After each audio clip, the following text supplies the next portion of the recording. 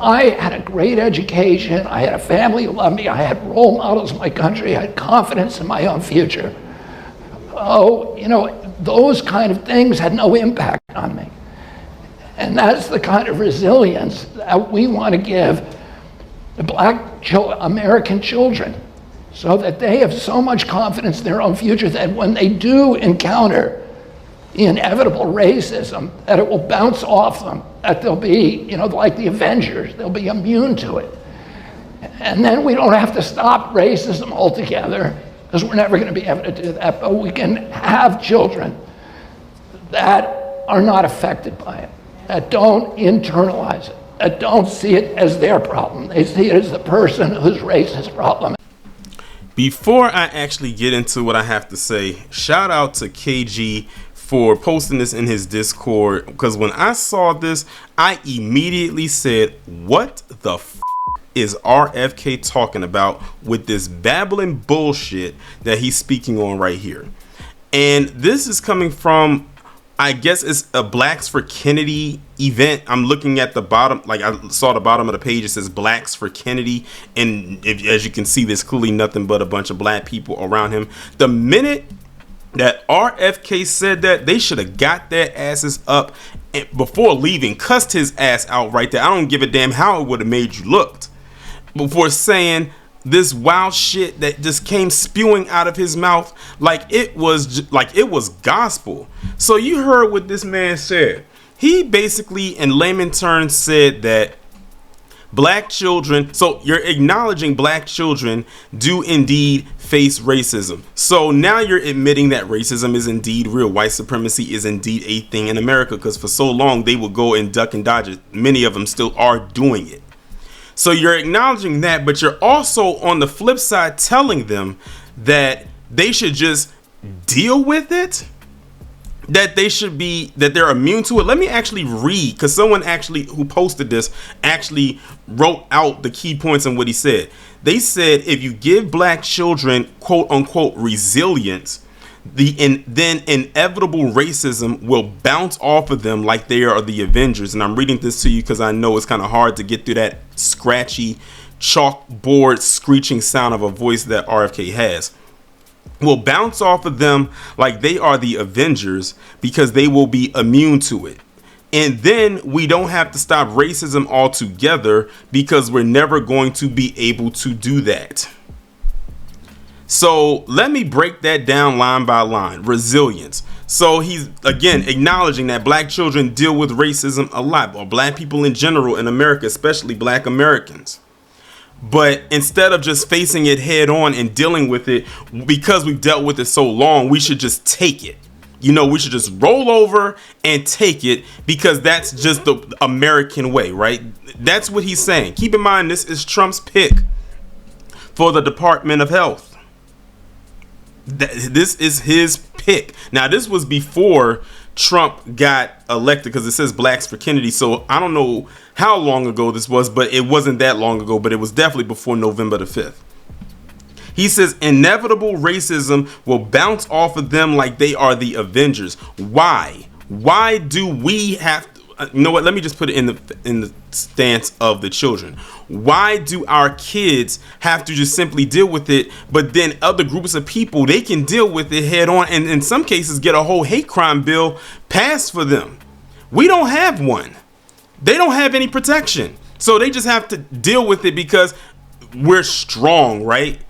It's not that much damn strength in the world to deal with this system of oppression. Granted, we've dealt with it and we had to go through centuries of it, but we're tired. We want protections on that damn book, something in writing, just like everybody else has. I told people, if they did not give tangibles and reparations, ending qualified immunity, or anti-black hate crime bill, which this would fall into, you don't get my support. There you go. He then says that they will be immune to it. Why should they have to be immune to it? Again, it goes back to the question of, why do black kids have to deal with this and other groups of kids don't? Granted, no one should have to deal with it, but why do we got to deal with it? Why do we have to take the brunt force of not only the stuff that's going on in our own community, but when stuff comes to us from other people's community? He's literally telling, this is literally a Dear John letter to a lot of anti-black people, and the dog whistle's going to go off in their head and say, hey, you know, we can go out there and continue to harm black people, especially their kids. Why? Because of what Robert F. Kennedy said. Remember, black kids, they're immune to it. They can just deal with it. So, hey, why not just continue to go and terrorize them, mess with them? Not that it stopped them before, but now they feel like, oh, this is the green light that we all wanted and we all needed. Make America great again, right? He then says, and then we don't have to stop racism altogether. I think that was the most, and I'm about to make this up, most bullshittiest part of his entire narrative. When he said, then we don't have to stop racism altogether because we're never going to be able to do that. What that tells me is that they're not going to go the extra mile to stop it. They don't want it to end. They want to keep it going and to continue to have us and our children be the perpetual targets of it. So just deal with it. Stop fighting it. Just deal with it. Or as I like to say, just cope and endure. That's what Robert F. Kennedy might as well said to those black people that was there, to just cope and endure and deal with white supremacy. You've dealt with it this long. Hey, what's another 50, 100 years? That's literally what he is saying. Again, while other groups have systems in place or little pockets in place and little enclaves in place where they can deal with something like this or fight back against it, we literally are on our own. Again, this is who Trump picked to be his secretary or the head of the Department of Health. But this is clearly before he got picked, because I'm looking at it, this is more like a campaign thing. So this was something that happened months ago. How we're just now seeing it, I'm not sure, but you know what? Better late than never, because now you get an idea of who this man is. And I should have asked this in the beginning. Is anyone who's listening to this right now ever seen this clip before I uploaded it today? Is this new to anyone like myself, or have you already seen it? I wish if there is anyone out there who has seen it before, I wish I would have been aware of it back then. But you know what? Good thing we're getting it off the table now, and we're talking about it right now, because this is absolutely disgusting. But I'm not shocked either. You know, I'm not shocked that people like RFK gonna sit up there and just literally say, black children, we know that you're in a system of oppression. We know that you're being oppressed. We won't say that you're being oppressed, but you really are. And just deal with it, you know, because we don't have to stop racism altogether. Because we are never going to be able to do that. Notice he said we are. So when he says we are, he's talking about people like himself, people that could probably put something in place. Well, he can't do it. But people such as himself who are in positions of power can do something. So you're also admitting that you can do something. You're choosing not to, though. It's all about choices. It is all about choices. What have I told you? Left wing, right wing, conservative, liberal, Democrat, Republican. Two wings attached to the same goddamn buzzard. I'm so glad that we are aware of this, or we should be aware of this. And of course, you know, I would ask the black conservatives what their stance is on this, but I already know what their stance is. They agree with what he said. I know they agree with, are hanging off every word this man said. I don't even have to ask the PC ones. I already know they agree wholeheartedly with what he said. I saw one of them in the comments. They tried to actually do the back and forth thing where they try to say, I agree with what he said, but you know, I don't need to hear anything after the but. I don't. So yeah, that's what Robert F. Kennedy literally said.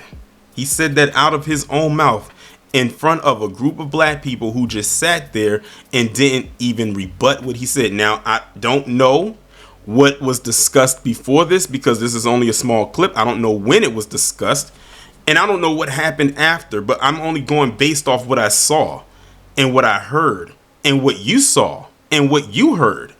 This man did not mince his words. He did not stutter. He didn't stumble. He didn't hesitate. No Freudian slips. No nothing. He said what he felt on his heart. And he's telling you, he is literally telling us, black people, black Americans, black men and women and children of all ages, that we are literally on our own. But guess what, RFK? We didn't need you to tell us that. We been knew that.